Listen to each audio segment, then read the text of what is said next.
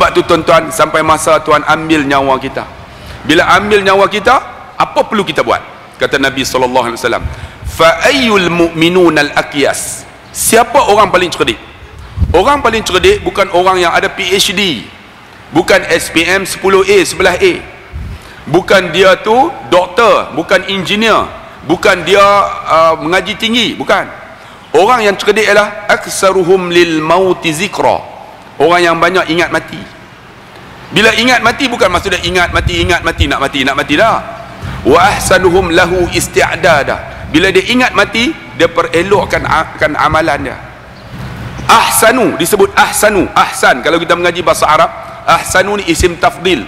Kalau hasan baik, kalau ahsan buat amalan tu bagi elok, tersangat elok.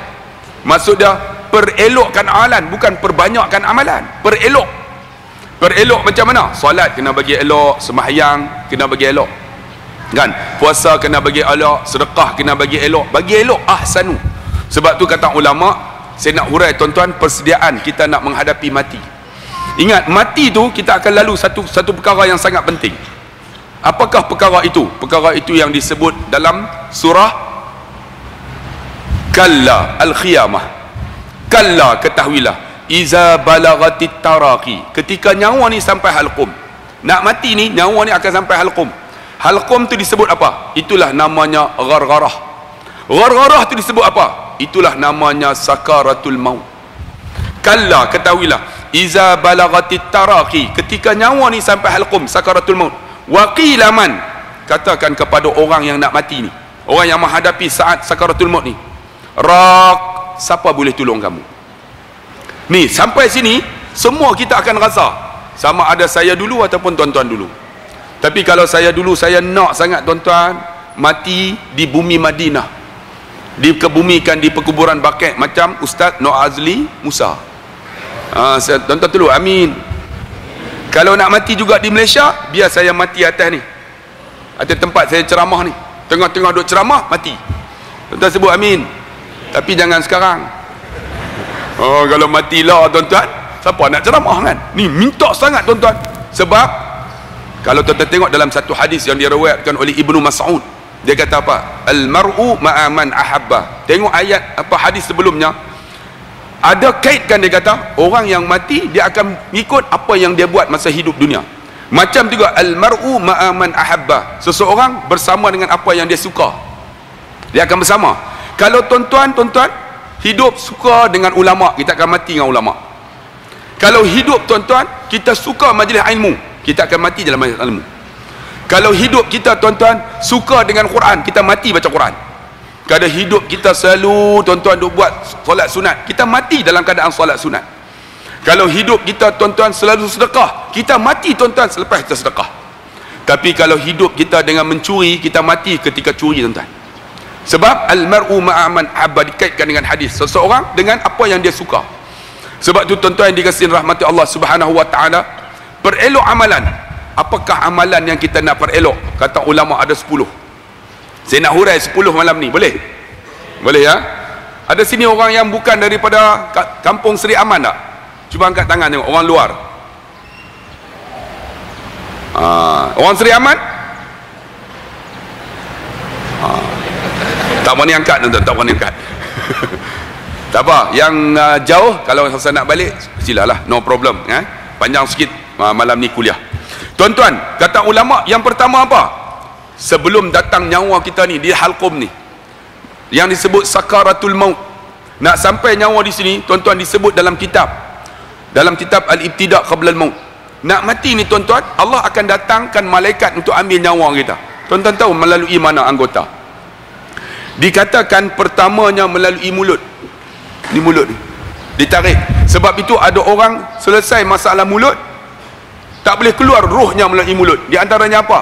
Dia selalu baca Quran, dia selalu zikir, dia selalu sebut benda yang baik. Apa yang dia buat masa hidup dia yang baik akan halang Israel. Kemudian bila tak boleh, Israel pergi jumpa dalam kitab sebut Al-Ibtida' Qabla al-Maut. Ya Allah, tak boleh ya Allah, mulut dia sebut benda yang baik. Maka kata Allah, ambil nyawa melalui tangan ni. Sebab tu ada orang yang mati terangkat tangan, ada orang yang mati terdelai lidah, sebab tak selesai masalah lidah, masalah tangan.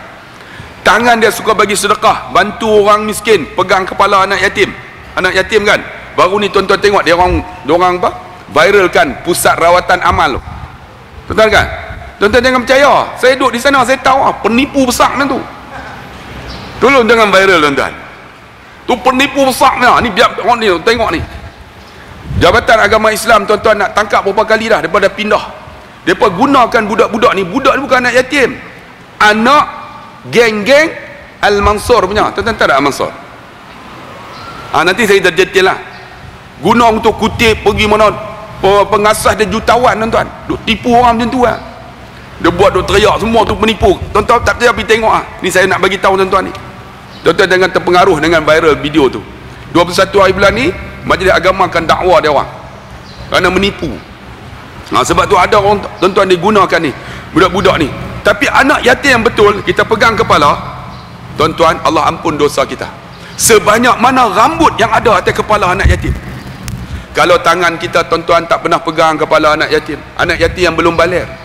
Jangan tuan-tuan datang jumpa saya pula, saya anak yatim ustaz, umur berapa? 60. Itu jangan pegang bubuh kaki atas kepala dia, tuan-tuan. Ini yang belum baligh, pegang kepala dia. Allah ampun tuan-tuan dosa dia, gugur dosa sebanyak mana rambut yang ada atas kepala anak yatim. Tangan tuan-tuan guna pegang kepala anak yatim, bagi sedekah, keluarkan zakat dan sebagainya. Tangan akan halang Israel ambil nyawa melalui tangan. Bila tak boleh, ringkas cerita. Sebenarnya kalau cerita panjang, tak boleh, kata malaikat, ya Allah tak boleh, ya Allah, dia sentiasa buat baik dengan tangan. Maka kata Allah, ambil nyawa melalui kaki. Ada orang tuan-tuan, kaki dia tak boleh diambil nyawa. Kerana apa? Kaki dia selalu datang rumah Allah. Ni yang tuan-tuan datang ni, jalan kaki, ada naik basikal, ada naik motosikal, ada yang naik kenderaan, naik kereta. Setiap langkah yang tuan-tuan langkah akan halang Israel ambil nyawa melalui kaki kita. Tuan-tuan berdiri sembahyang, aqimus salah, kena berdiri. Kalau tuan-tuan nak sembahyang duduk, boleh berdiri dulu, jangan duduk lagi, berdiri dulu. Sebab selesaikan rukun salat, aqimus salah, berdiri. Kita datang rumah Allah berdiri, kaki kita yang kita pijak akan halang Israel ambil nyawa melalui kaki kita. Datang rumah Allah, pergi dengan ceramah dan sebagainya. Bila tak boleh, Israel pergi jumpa, ya Allah tak boleh, ya Allah. Dia selalu pergi tempat yang baik. Kata Allah, ambillah nyawa melalui mata. Ni mata, ada orang terbeliak matanya. Setengah ulama kata apabila rohnya nak keluar, orang beriman dia akan tengok ni, rohnya keluar, dan dia nampak tuan-tuan ketika itu nikmat yang turun. Di antaranya lagi akan berpeluhlah dahinya itu orang yang mati dalam keadaan husnul khatimah. Ni berpeluh, ni mata dia akan tengok. Tapi ada yang tak selesai dengan mata. Di antara selesai mata ialah apa? Dia suka tengok Quran. Ni tuan-tuan tengok Quran, bukan. Sebab tu orang yang hafal Quran adik, sunat tengok Quran. Sebab pegang dapat pahala, tengok dapat pahala, baca dapat pahala, gagap lagi pahala. Tu hebatnya, tengok Quran dapat pahala. Bukan saja dapat pahala, kata Nabi, iqra'ul Quran, baca Quran, fa innahu ya'ti yaumal qiyamah syafi'an li ashabihi. Kerana Quran yang kita baca ni akan memberi syafaat kepada orang yang baca. Syafaat macam mana? Bila roh kita masuk dalam alam barzah, malaikat munkar nakir datang. Siapa juru cakap? Quran akan jadi juru cakap. Quran ni dia akan kata apa? Jangan soal akan mayat ini, dia selalu baca Quran. Siapa juru cakap? Quran. Tapi masa hidup Quran tak pernah baca, siapa nak cakap untuk kita dalam alam barzah? Dia selalu sedekah, Quran tolong cakap. Sebab tu tuan-tuan, kita tengok Quran dapat pahala, pegang dapat pahala, tengok mak ayah kita dapat pahala. Mak ayah kita tengok dengan kasih sayang dapat pahala. Tengok tok guru dapat pahala. Kita tengok saya akan dapat pahala. Jangan tengok geram, jangan marah lah. Tengok dapat pahala. Tengok orang yang soleh, saya taklah hebat sangat, orang biasa cak ayam kan tuan-tuan kan. Kita tengok orang yang baik dapat pahala. Tengok mak ayah kita, tengok orang alim, ni dapat pahala. Akan halang Israel ambil nyawa melalui mata kita. Bila tak boleh, ya Allah tak boleh, ya Allah, mata dia selalu tengok benda yang baik. Kata Allah, ambil nyawa melalui telinga. Telinga ni, tapi tak boleh juga.